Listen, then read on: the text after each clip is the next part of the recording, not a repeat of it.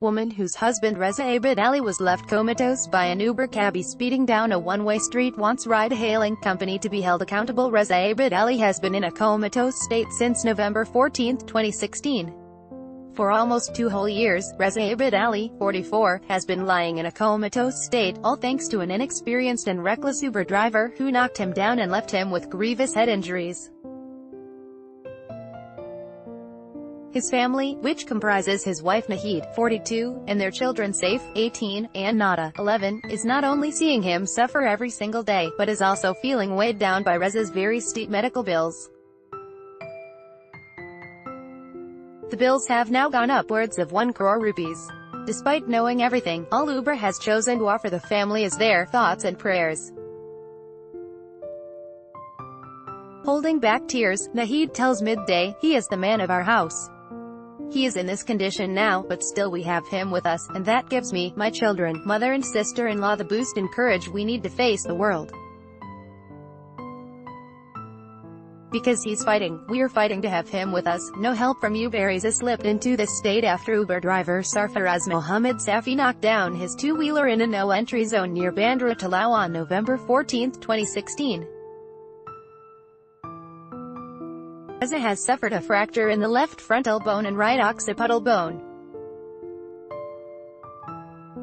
An FIR was registered against Safi at the Bandra police station, under sections 279, rash and negligent driving, and 338, causing grievous hurt by act endangering life or personal safety of others. But he was let off on bail. Uber took him off their services. However, till date, neither have the Uber management nor any of their representatives reached out to or visited the family to apologize for what happened. They've not even offered to pay the ever-increasing medical expenses that are more than 1 crore rupees now.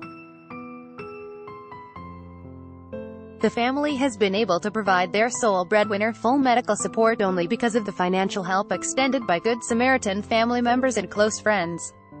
Reza comes from an influential family. His grandfather Abed Ali Jafar Bhai was the Union Labour Minister during Jawaharlal Nehru's tenure. Reza's father Azad Abed Ali once owned Hindustan Tires Private Limited at Nagarpata. After his demise, Reza was running the family business until 2005 when they had to sell it because of a financial crisis. The family moved from their plush Pedar Road home to suburban car, and Reza began working at Four Seasons Automobile Ontario. Reza was extremely passionate about motorbikes and was also the safety officer for many two-wheeler rides organized in the outskirts of Mumbai. He owned a KTM 390 and always wore his beloved Harley-Davidson helmet, which he had on even on the fateful evening of November 14, 2016. No background check. Nahid says she always tells her children, "I'm willing to forgive the driver only because he did not let my husband die on the road.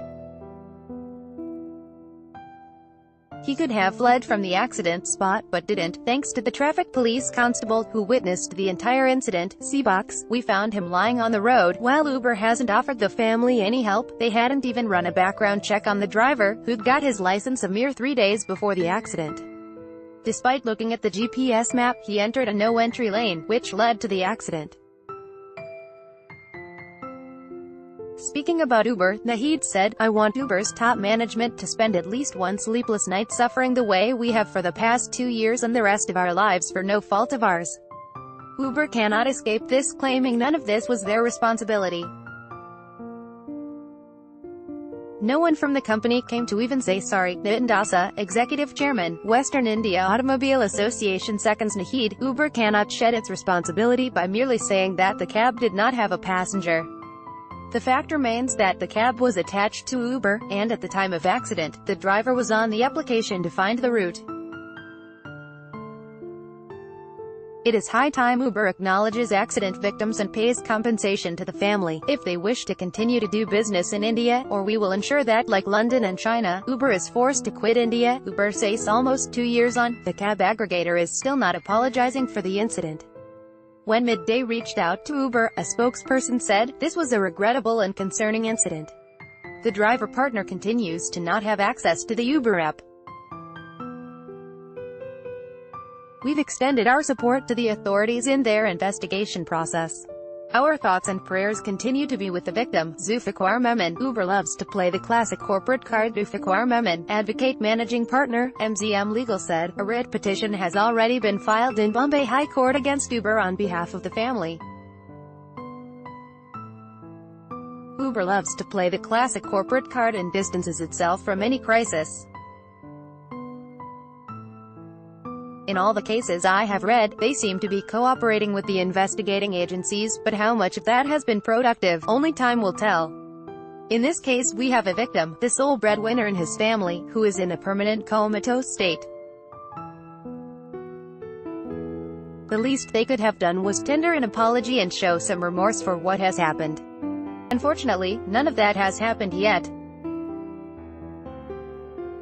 The questions here are no different from any other case. What background checks have they done? How much do they actually know about their drivers? In whose hands are we letting our loved ones commute?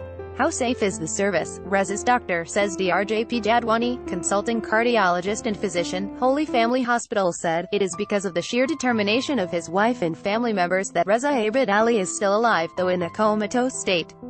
The accident has caused irreparable and extensive damage to his brain, irrespective of numerous brain surgeries he underwent in the last few months. We found him lying on the road. Traffic Constable Ashok Kadam, who was working for the Bandra Traffic Department when the accident occurred, said, around 7:25 p.m. on November 14, 2016, we saw a Wagon-R coming from the wrong direction, which knocked down a motorcyclist coming from Mahim. We rushed to the spot and found the Wagon-R, which is currently active in Pune as per its vehicle registration status, being driven by Sarfaraz Mohammed Safi, a resident of Malad.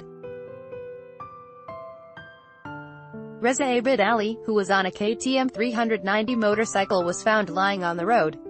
He's suffered serious head injuries.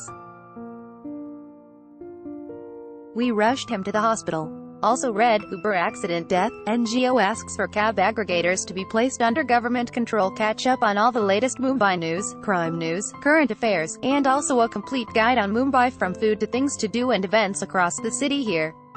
Also download the new Midday Android and iOS apps to get latest updates.